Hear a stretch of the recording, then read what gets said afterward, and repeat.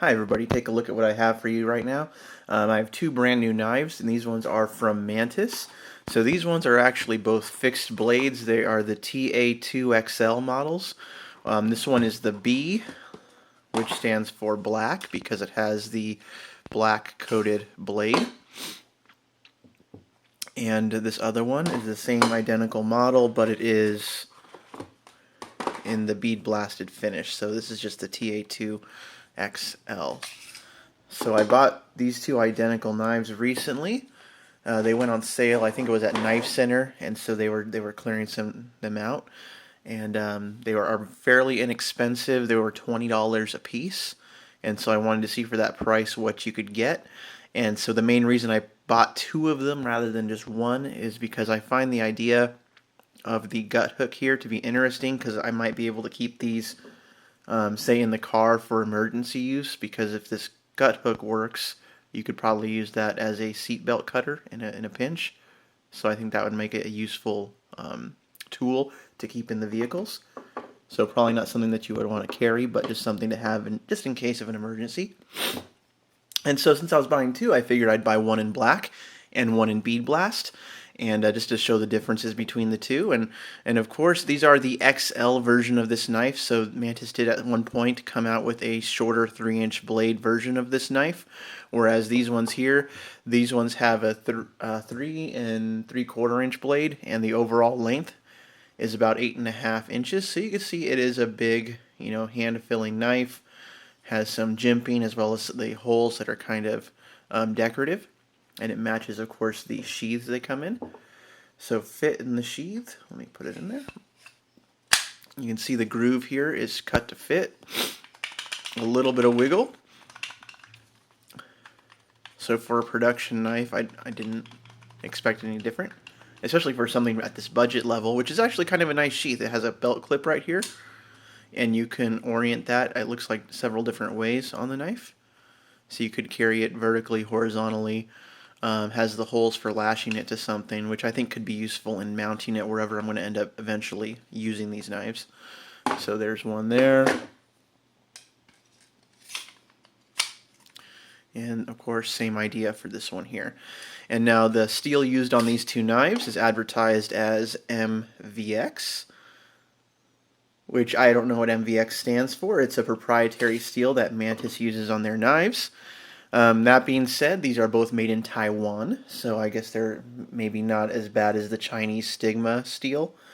But MVX is kind of your best guess as to what it performs as. I remember reading it might have been a tool steel, so having one in bead blast, I'm actually curious to see how rust is handled on this knife.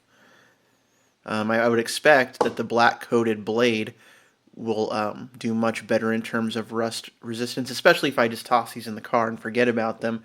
If I pick these up a year from now, what are they going to look like? Are they going to have spots all over them? Are they going to be nice?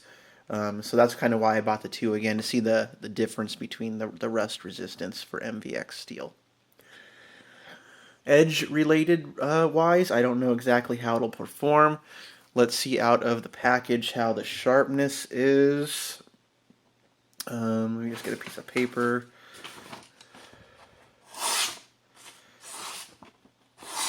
So it has an edge on it. It's not exactly what I would call. It has a hard time biting into the paper. Let's try this one.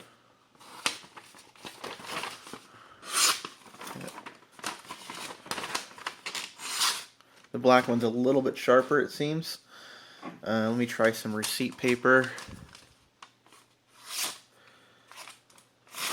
You can see it just has a hard time biting. Could be because of that recurve. I know recurves aren't always the easiest to sharpen, so I might have to work on that. But I'm just going to look at out-of-the-box sharpness, and it has an edge, but it's not exactly hair-popping. These gut hooks right here, I'll test these two in a little bit. I'm kind of worried you don't see much of a grind on the black coated one. I mean, it looks like they may have just ground it out and then coated it all, so I don't know how sharp that's going to be. It doesn't feel too sharp. So that's something you might want to touch up in the field before actually putting this knife to any use, where you're going to actually rely on that gut hook. So I just wanted to show these two knives off. I'm going to do some basic cutting tests with them. Nothing too invasive, but I think it'd be interesting to see just how they perform out of the box, how comfortable the handle is, because it is this tire rubber handle, which is very grippy. It feels nice. But in a grip, just with a bare hand, you can feel these ridges kind of sticking out and upward. So while the grip itself is very sure, I don't know if that's going to be too comfortable to use in a prolonged period. But it's a big knife, a big hefty knife. I like it. I was worried the gut hook would weaken the tip. Doesn't look like it. Looks like there's a lot of material here, a lot of beef to it. So let's take a look at how it performs. Just some really basic tasks.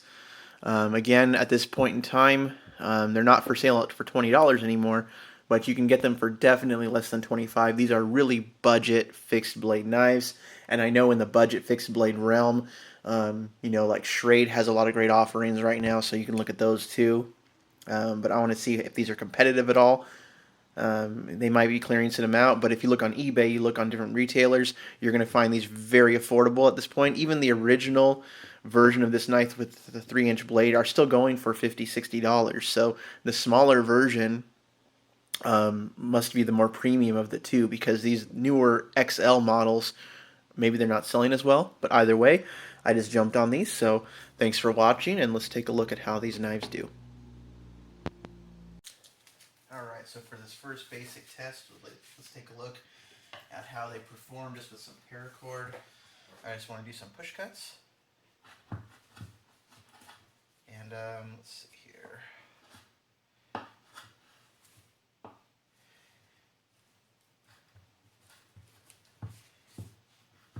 Not pushing through it very easily. Okay, there we go. I just got to get the roll in it correctly. Okay. Seems the belly is the easiest part to cut with a test like this. Okay.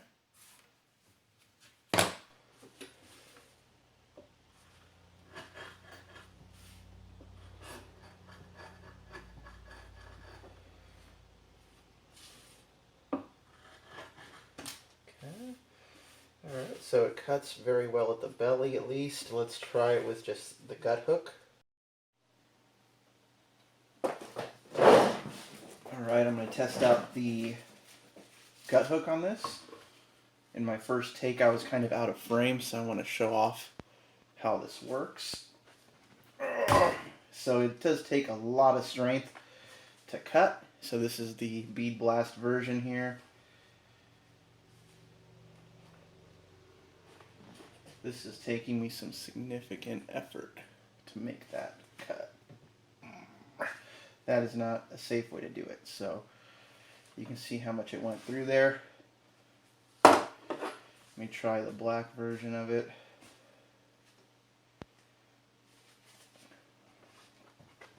And again, no better. There we go. You have to work it across the blade. Might not be too sharp. I think the sharp maker those stones might be good to get in there and actually put an edge on this, but as is, no go for cutting paracord with this gut hook. So it needs to be sharp.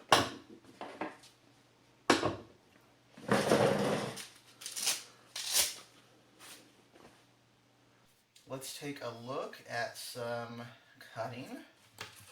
I'm just going to put up this piece of wood and cut downward. Now, is this really meant to be used on woodwork?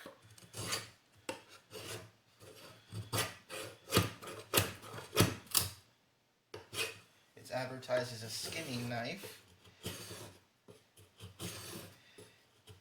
I think it might just have to do with sharpness out of the box. I bet if we put an edge on this, it would perform much better.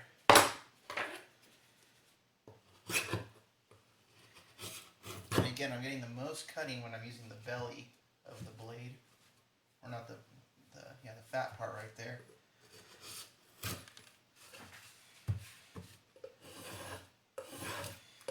It's cutting very small strips off.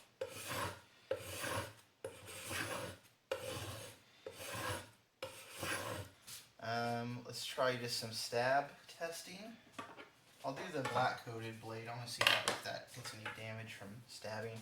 And again, I think the tip looks pretty strong, even though there's this hook. So let's take a look and see.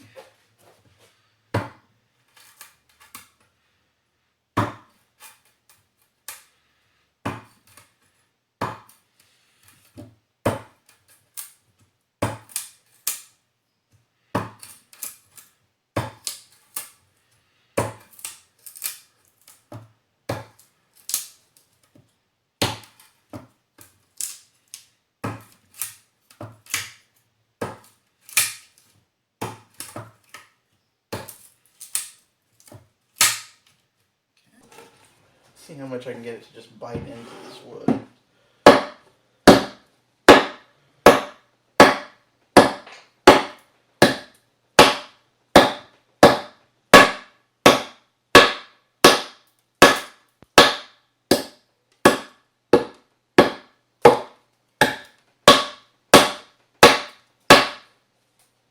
So it is having some trouble.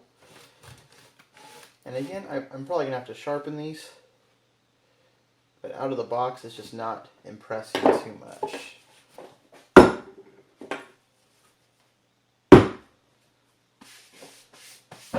Okay, I think that's enough for this. Just kind of a sign of sharpness.